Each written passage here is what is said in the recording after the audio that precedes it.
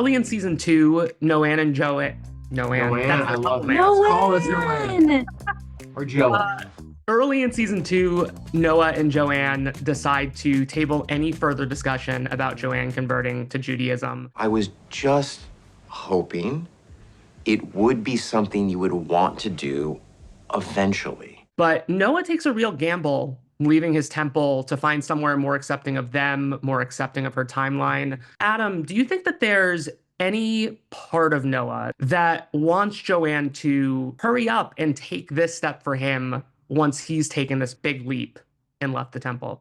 You know, I think it's... You've stumped him. Yeah, no, I mean, on one hand, my first answer was yes. But I think no. I think more like he's tabled it and he's okay with that, and now he's just hoping that he can work his life with that. You know, and so yes, it would make it easier, but I think he's taken some of the onus off of converting and is just going, but like, I'm cool if we live separately, if you're cool, and I'm cool, and also like, hopefully this temple works out, that's more accepting of it. Shoot, it's not. Hopefully I can find a job, but he seems to really be more focused on making his life work without her converting than making her convert. Even though, yeah, deep down, would he like to look over at her in the morning and have her say, guess what, I'm Jewish? Yeah, he would. I got evicted. I need a place to live. I'm in a happy, secure relationship. Why wouldn't we move in together? You know why? Because we haven't answered the question of conversion yet. Kristen, from Joanne's side of the equation, she really opens up this season about how unstable her upbringing was, in part because mom couldn't settle on an identity. And we also know that her dad was hiding his true identity. More than needing to feel ready to convert, do you think that what's really holding her back is perhaps a fear of repeating her parents' mistakes? Perhaps. I think because her mom had so many identities and because her dad kept his hidden, it caused Joanne, as that second generation, to plant a flag in the ground of this is my identity. I am open. I don't care about taboo subjects. I am wild. I am agnostic. She has all these characteristics that define her, and they make her feel safe because anything other would be a threat to her identity.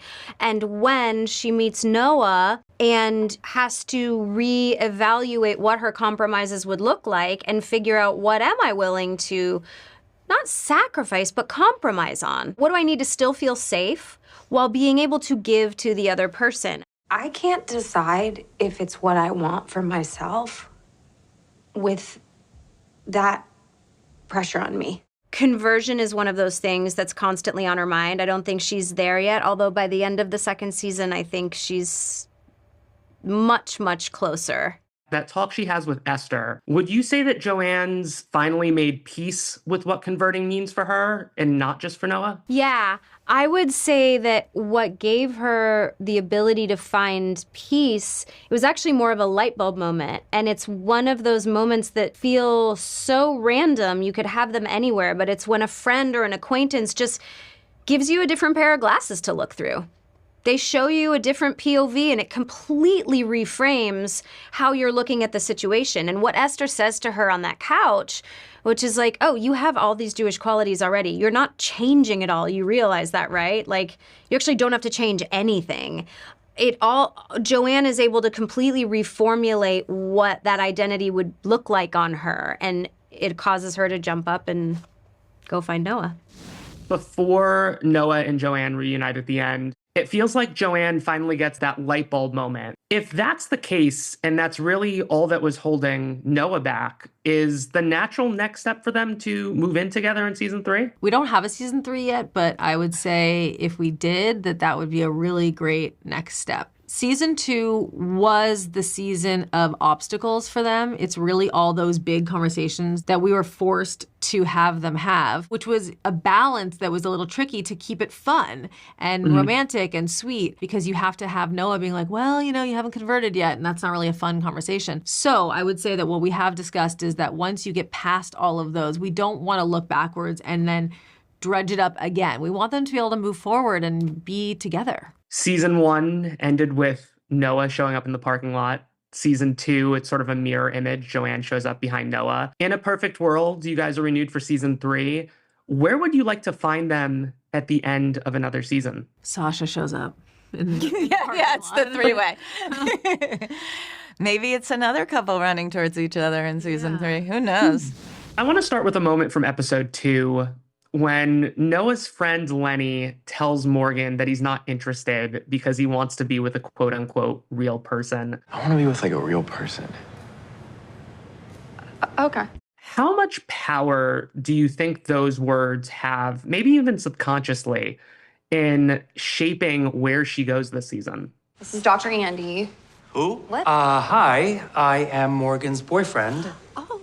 Oh man, I think that the combination of Joanne and Noah fully committing to this relationship and Joanne kind of departing their dynamic, coinciding with this guy being like, you don't really know who you are, you're not really a real person, and you don't really have a lot, like, you're kind of just interested in getting to know yourself and not anyone else. It's like the catalyst that kind of puts her in a tailspin and leads to everything that happens this season. I'm Morgan's therapist.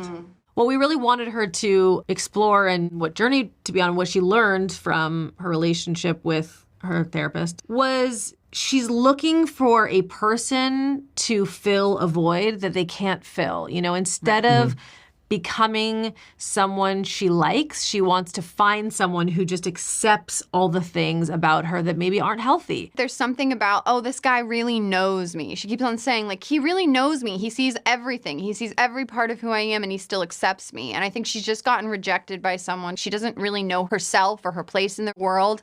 And I think that there's something comforting in being like, oh, a professional guy who's heard every single thing about me and he knows all my shadows. He wants me, so I must be worthy of this relationship. And he dotes on me and he makes me feel good. I think that there's like some sort of weird self-esteem stuff that she gets from this and feeling like fully accepted by someone, even though they don't really know each other and it's not a real relationship. Beautifully, Lynn ends up giving her some really great advice that we really loved seeing from her when Morgan says, you know, but he puts me on such a pedestal.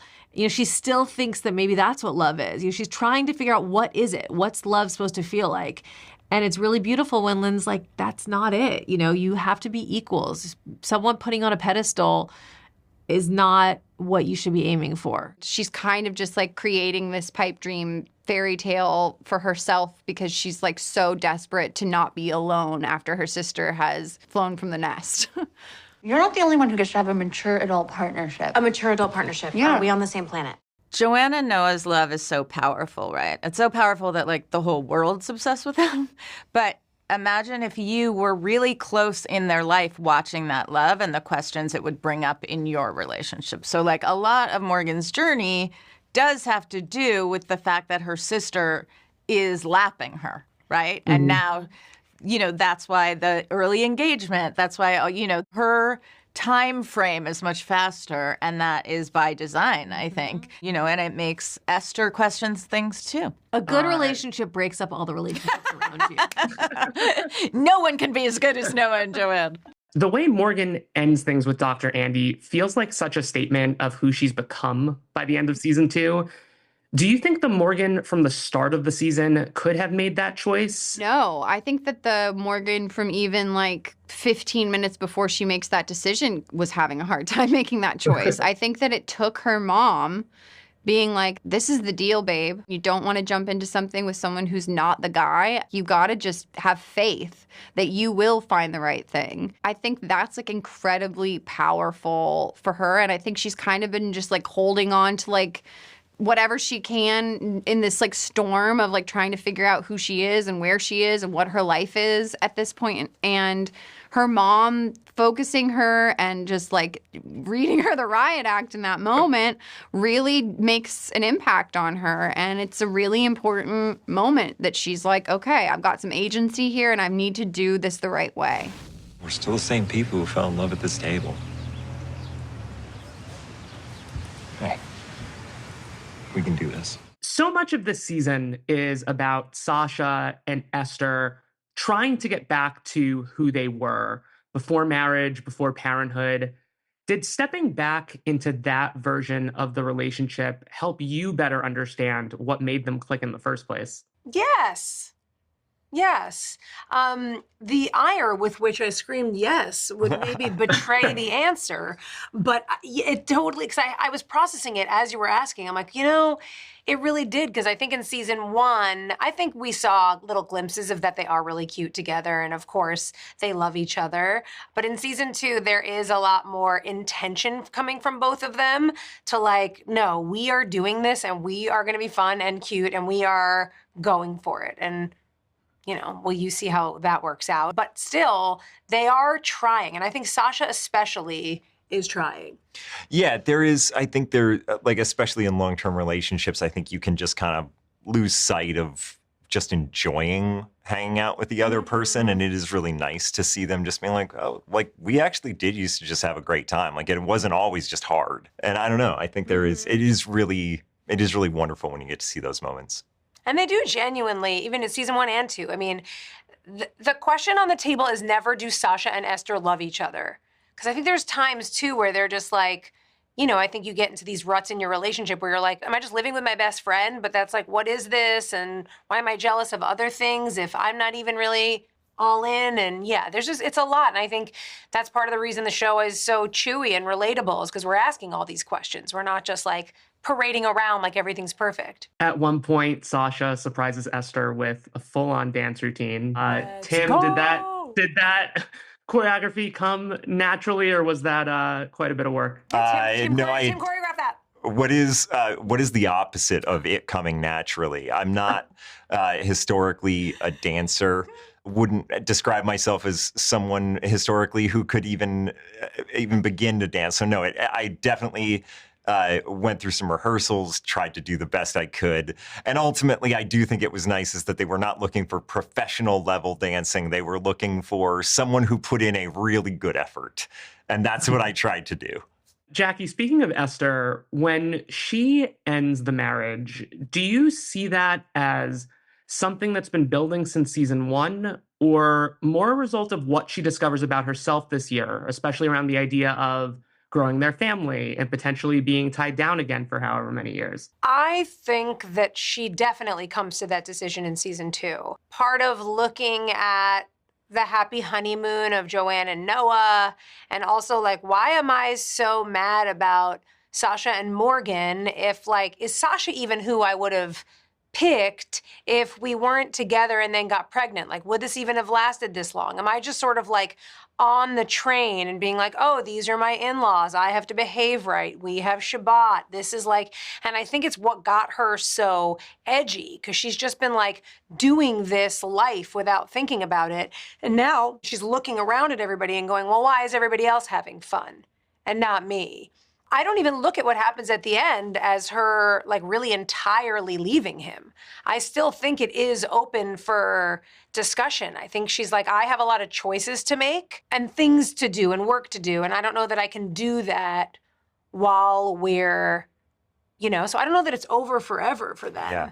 I just think she's recognizing that she has some questions to answer. So Sasha and Esther's story really wrestles with what it means when a marriage that once worked starts to feel small. What do you hope to explore with them in terms of reinvention, both individually and as a couple, in a potential third season? They've just been together for a really long time. We'd love to see what they're doing when they're on their own. Yeah, we would love to see what they explore on their own, single without each other. As we head into season 3, Morgan's newly single, and Sasha's separated from Esther. Do you see their relationship taking a different shape now, or is it more important now than ever that it just remain a friendship? I think that there is something magical in that moment where Sasha says, like, you know what, she expects me to just be waiting around for her, and she's going to do this and she's going to do that, and I'm just going to stay here, and she thinks I'm just going to sit around, and she's right, I am. And that you can feel that it's authentic, what he's saying. Mm-hmm. And I think Morgan receives that as authentic, which is why she says he's a good guy. So we leave in this place where I do feel like there's a genuine, platonic, really satisfying relationship in this buddydom. And that being said, I'm kind of like, who knows where it's going to evolve? And all I know is like right now that feels like authentically what's going on, and that there is like maybe some attraction there, whether it's romantic or platonic, we don't know. It's kind of weird and ambiguous, and they're just like strange people.